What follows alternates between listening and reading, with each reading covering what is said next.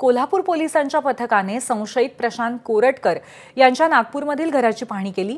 इंद्रजित सावंत शिवीगाळ प्रकरणात कोरटकर नावाच्या व्यक्तीवरती कोल्हापुरात गुन्हा दाखल झालाय। प्रशांत कोरटकर यांना चौकशीसाठी ताब्यात घेणार असल्याचं कोल्हापूर पोलिसांनी म्हटलंय। मात्र कोरटकर यांच्याशी त्यांचा संपर्क झालेला नाही। नागपूर पोलिसांचं एक पथक मध्य प्रदेशला रवाना झालंय।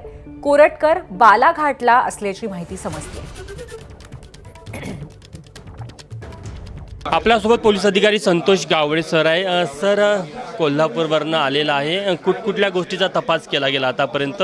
प्राथमिक तपासात काय माहिती पुढे आली? चालेल, त्या दृष्टीने आमचा तपास चालू, ते आम्हाला मिळून आल्यानंतर पुढील तपास होईल।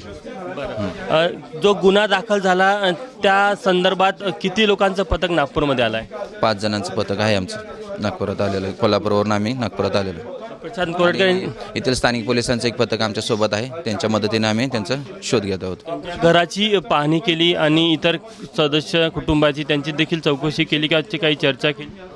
नाही, त्यांच्या घरातली कोणाशी आमची काही चर्चा वगैरे काय झालेली नाही। सध्या तपासाची दिशा काय आहे? त्यांना ताब्यात घेणे हेच आमचं पहिलं टार्गेट आहे। त्यांचा शोध घेणे आणि तपास कमी ताब्यात घेणे।